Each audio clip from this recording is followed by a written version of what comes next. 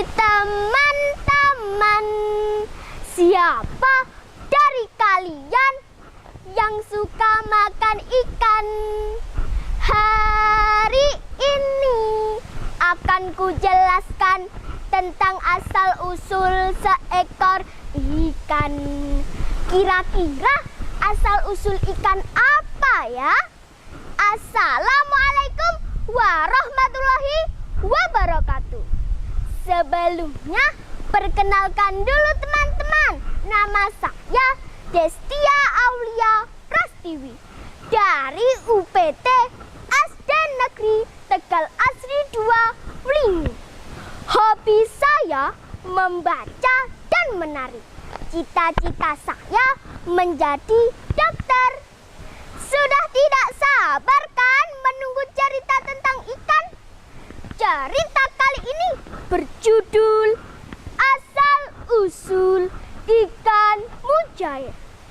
Saat itu seorang lelaki tua bernama Iwan Dalau atau yang sering disebut Mbah Mujair berjalan kaki dari Desa Kuningan, Kecamatan Kanigoro menuju Pantai Serang.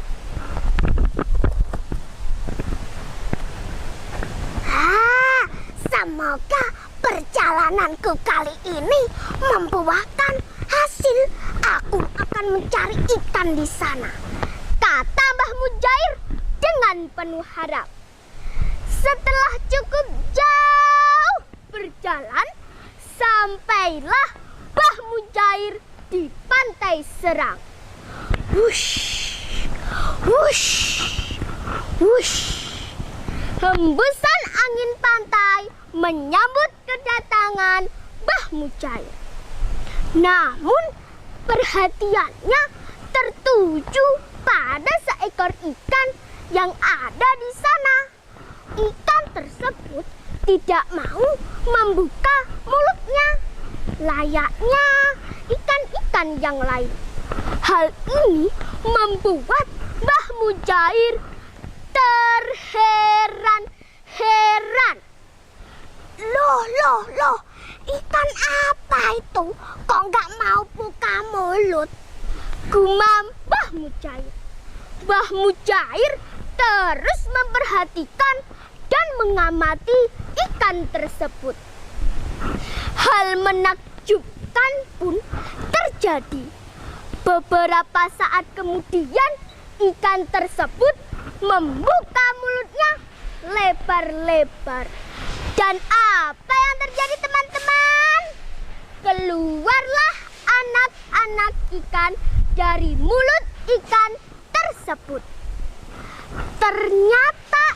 Ternyata ikan tersebut adalah induk ikan yang melindungi anak-anaknya ketika keadaan bahaya dengan cara memasukkan anak-anaknya ke dalam mulut dan memuntahkannya ketika keadaan sudah dirasa aman. Melihat hal tersebut, Mbah Mujair memikirkan sesuatu. Laiki, kalau tak bawa pulang, pasti akan cepat berkembang biak. Lawono bisa melindungi anak-anaknya. Berarti gak perlu takut kalau ada serangan hewan melata, kata Mbah Mujair. Beliau tertarik untuk membudidayakan ikan tersebut. Seketika Mbah Mujair mengambil selembar daun pisang untuk melapisi wadah ikan yang ia bawa dari rumah.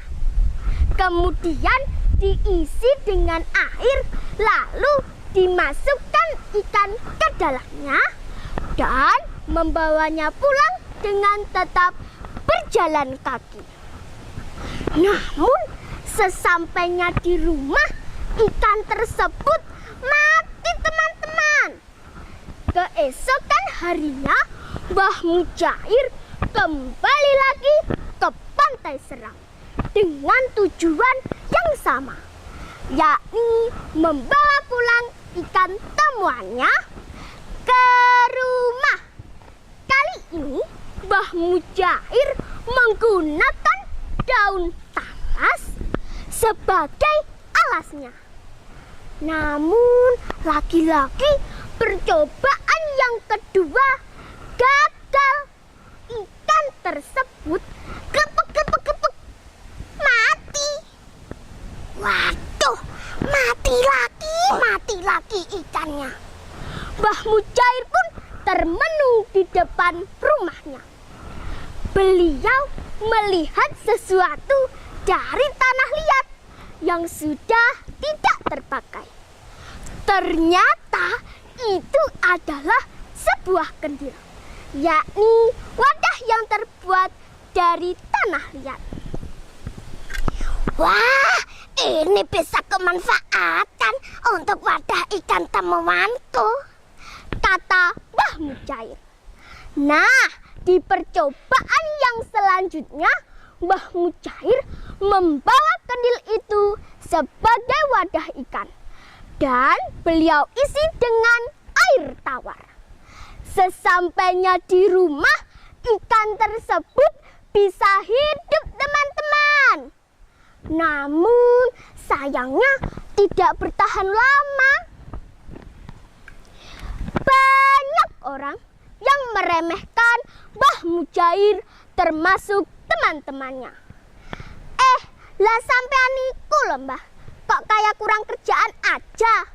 Kalau sudah nggak berhasil, Mbak ya wes, ntar capek loh, ujar temannya. Ya, namanya juga berusaha. Semoga nanti ada hasilnya. Kira-kira ini kenapa ya? Kok muta mati?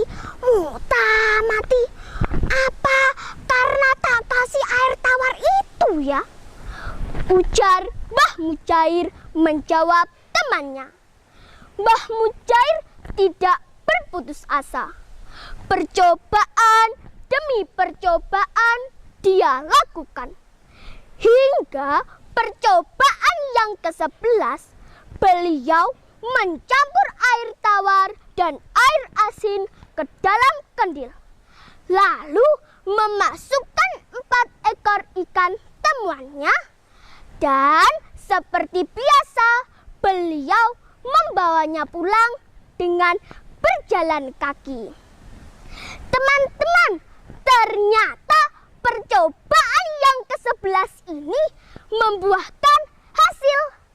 Ikan tersebut mampu bertahan hidup.